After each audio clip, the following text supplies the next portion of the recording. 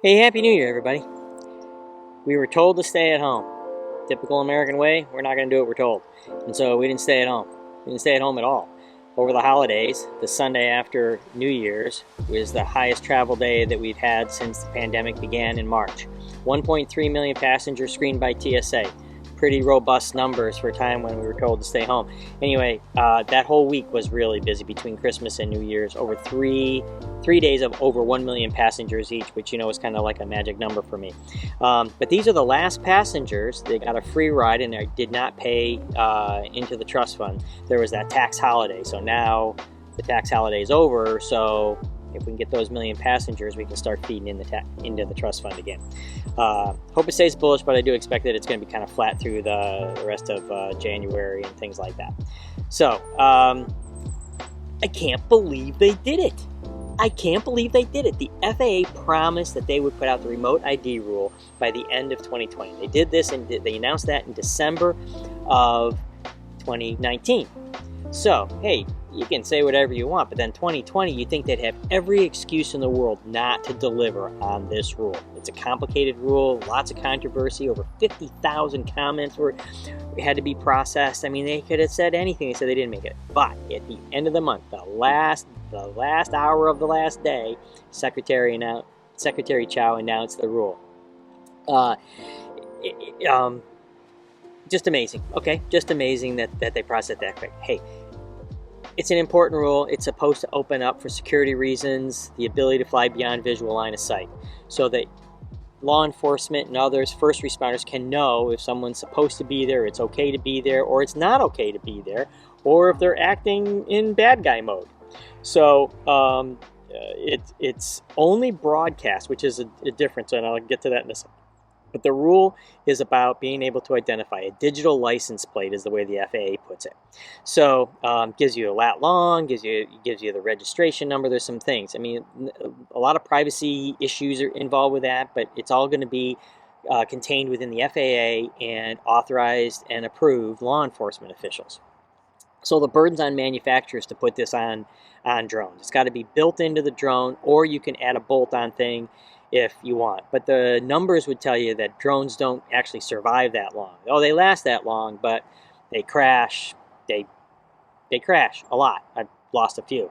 And so by that time, we'll be able to replace them with drones that already have this capability incorporated. The manufacturers have to get an approval and get a system operating within the next 18 months, and then we have, as operators, to actually use a drone with remote ID starting in 30 months.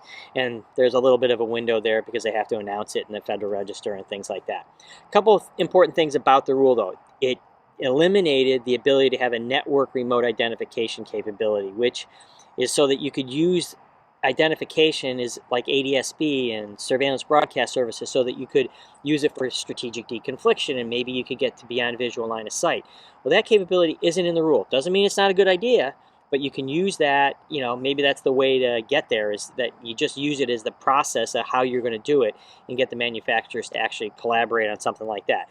But that's another path. The FAA did not eliminate that idea, but they did say, hey, look, that's a super complex idea, way to do it, and they don't want to go down that path right now. And it is. It means sharing information, which could be deemed private at some point. So, hey, it's a hard thing to do. Totally get that.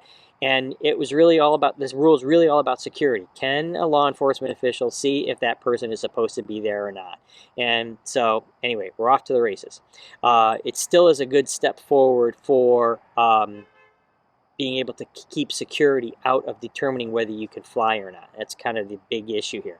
The other thing that was really important is that you cannot use ADS-B nor a 4096 code transponder to be able to satisfy the rule. So that's huge. Some people have made some things, including Avonics and things like that are very, very small, that will fit on your drone. No way, can't do that. So they were pretty adamant about it, as a matter of fact. So that's kind of interesting. So there are 1.7 million drones registered in the United States. None of them meet this requirement. 80% of them are DJIs already.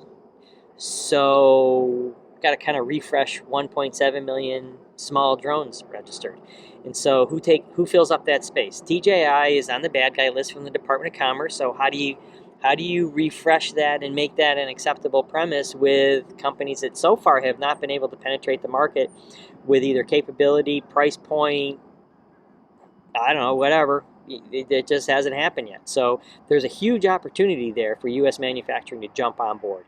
And we haven't seen it yet. It looks like maybe Skydio wants to step up. They've got an announcement for a government affairs individual in the U.S. First time they've kind of stepped into that role. They've been relying on other associations and relationships with AirMap and Google to be able to do that kind of heavy lifting. So maybe they'll be the ones. So far, they have a cool drone, but it crashes just like everybody else's.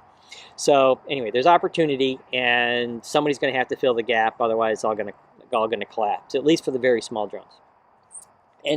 And Secretary Chow did not miss the opportunity to have another rule. So the FAA put out a rule about how to fly at night and how to fly over people. Now, the flying at night one is just brilliant.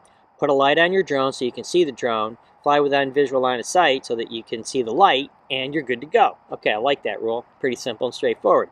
The other one is you really can't dwell over people. That's all. So if you're going to an event, let's say some outdoor concert, which I can't wait to get back to, don't sit over the top of the people. Just fly by. Fly on the edge.